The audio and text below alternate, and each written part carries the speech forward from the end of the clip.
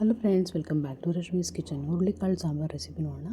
ಶುಂಠಿ, ಬೆಳ್ಳುಳ್ಳಿ, ಈರುಳ್ಳಿ, ಟೊಮೆಟೊ, ಕಾಯಿ ತುರಿ, ಧನಿಯಾ ಪುಡಿ, ಸಾಂಬಾರು ಪುಡಿ,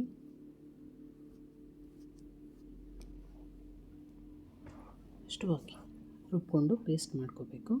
ಹಾಗೆ ಕುಕ್ಕರಲ್ಲಿ ಎಣ್ಣೆ, ಚಕ್ಕೆ, ಈರುಳ್ಳಿ, ಉದ್ದ ಬದನೆಕಾಯಿ, ಮೊಳಕೆ ಕಟ್ಟಿರುವಂಥ ಕಾಳು. ಇದರಲ್ಲಿ ನಾನು ಹೆಸರು ಕಾಳು, ಹುರುಳಿಕಾಳು, ಅವರೆಕಾಳು ಎಲ್ಲ ತೊಗೊಂಡಿದ್ದೀನಿ ಮಿಕ್ಸ್ಡು. ಬರೀ ಹುರುಳಿಕಾಳಲ್ಲೂ ಮಾಡ್ಕೋಬೋದು, ಇಲ್ಲ ಮಿಕ್ಸ್ ತರಕಾರಿಲೂ ನೀವು ಮಾಡ್ಬೋದು. ತುಂಬ ಚೆನ್ನಾಗಿ ಬರುತ್ತೆ ಇದು ಗ್ರೇವಿ.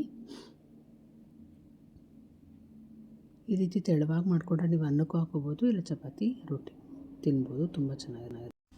ಈಗ ರುಬ್ಬಿರೋಂಥ ಮಿಶ್ರಣನ ಇದಕ್ಕೆ ಹಾಕ್ಕೊಂಡು ಚೆನ್ನಾಗಿ ಮಿಕ್ಸ್ ಮಾಡಿಕೊಂಡು ಅಚ್ಕಾರದ ಪುಡಿ, ಅರಿಶಿನ ಹಾಕಿ ಚೆನ್ನಾಗಿ ಕುದಿಸ್ಕೋಬೇಕು. ಒಳ್ಳೆ ಕುದಿ ಬರೋ ತನಕ. ಆನಂತರ ಸ್ವಲ್ಪ ಬೆಲ್ಲ ಚೆನ್ನಾಗಿ ಮಿಕ್ಸ್ ಮಾಡಿ ಇದಕ್ಕೆ ಒಗ್ಗರಣೆ ಕೊಡಬೇಕು.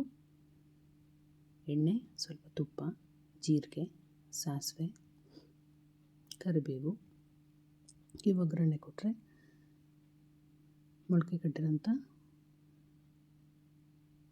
ಹುರುಳಿಕಾಳು ಹಾಗೂ ಬದನೆಕಾಯಿ ಸಾಂಬಾರು ರೆಡಿ ಆಗುತ್ತೆ. ಎಲ್ಲ ಮಿಕ್ಸು ಕಾಳುಗಳು ಹಾಕ್ಕೊಳ್ಳೋದ್ರಿಂದ ನ್ಯೂಟ್ರಿಷಿಯಸ್ ಆಗೂ ಇರುತ್ತೆ, ಹಾಗೆ ಆರೋಗ್ಯಕ್ಕೂ ಒಳ್ಳೆಯದು, ರುಚಿಯಾಗೂ ಇರುತ್ತೆ. ಇದೊಂದ್ಸಲ ಟ್ರೈ ಮಾಡಿ. ಚಪಾತಿ ಜೊತೆ ತುಂಬಾ ಚೆನ್ನಾಗಿ ಬಂದಿದ್ದು. ನೀವು ಒಂದ್ಸಲ ರೆಸಿಪಿ ಟ್ರೈ ಮಾಡಿ ಹೇಗಿದೆ ಅಂತ ಕಮೆಂಟಲ್ಲಿ ತಿಳಿಸಿ. ನಿಮಗೆ ಈ ರೆಸಿಪಿ ಇಷ್ಟ ಆದರೆ ಪ್ಲೀಸ್ ಲೈಕ್ ಮಾಡಿ, ಶೇರ್ ಮಾಡಿ, ನನ್ನ ಚಾನಲ್ ಸಬ್ಸ್ಕ್ರೈಬ್ ಆಗೋದು ಮರಿಬೇಡಿ. Thanks for watching.